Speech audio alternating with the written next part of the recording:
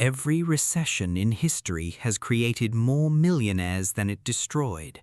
Not because those people were lucky, not because they had inside information, because when everyone else was panicking, they had a plan, and they executed it.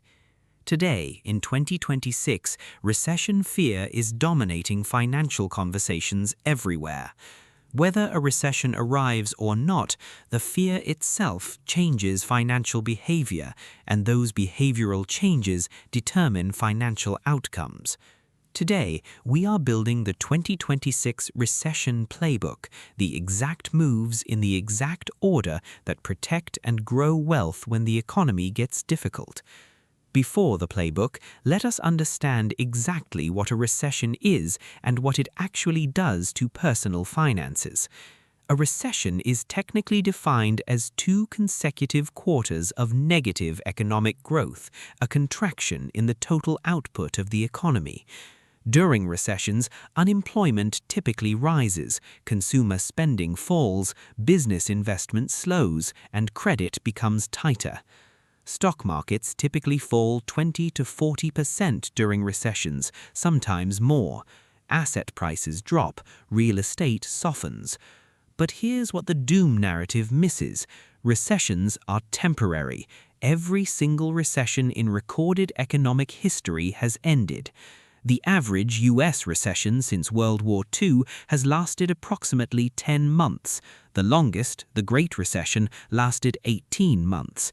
The investors who came out ahead were the ones who understood this and positioned themselves to survive the recession and capture the recovery. Before we get to the playbook, we need to address the single greatest threat to your finances during a recession. It is not the recession itself, it is your emotional response to it. Fear triggers the amygdala, the brain's threat detection center. When activated during financial stress, it pushes toward one instinct: eliminate the source of pain. In investing, eliminating the pain means selling. Selling converts paper losses into real losses, and real losses miss the recovery. Research by Dalbar, the financial analytics firm, consistently shows that the average investor earns significantly less than the market index over time. The reason is behavioral.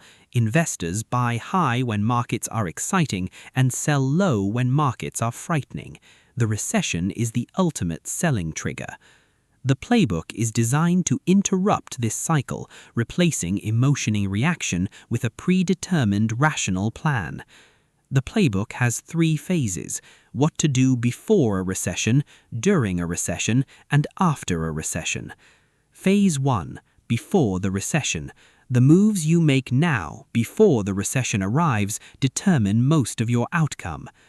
Before move 1. Stress test your emergency fund. In a recession, job losses come without warning. Your emergency fund is your first line of defense. Given the 2026 job market realities, extended search timelines, AI displacement, gig income volatility, your recession emergency fund should be 9 to 12 months minimum. Before move 2, eliminate high-interest debt aggressively. In a recession, interest rates can remain elevated even as economic conditions deteriorate. High-interest debt during a recession, combined with potential income reduction, is one of the most dangerous financial positions you can be in.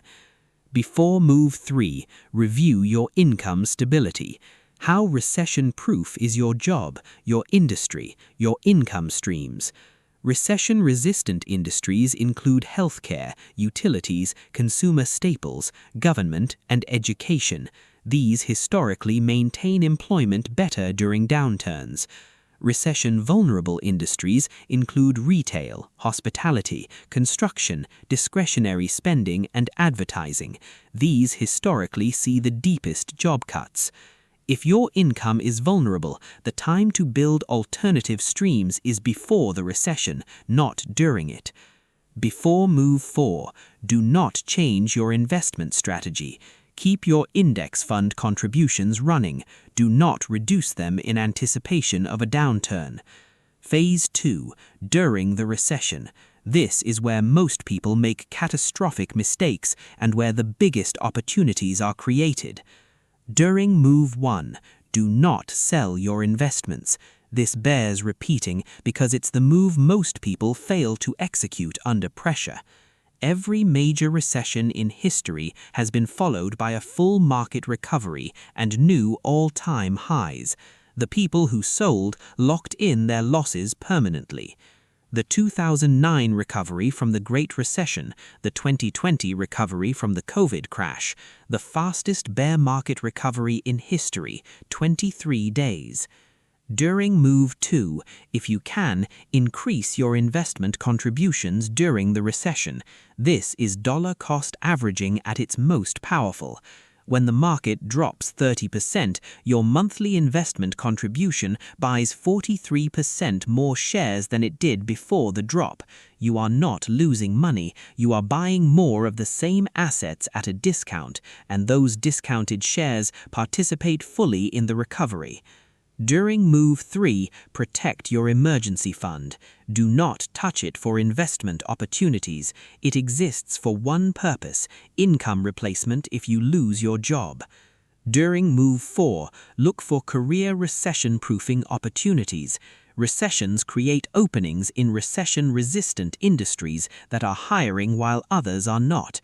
Recessions are often the best time to move industries because talent becomes available and recession-resistant employers can attract people who wouldn't have moved otherwise. Phase 3. After the recession.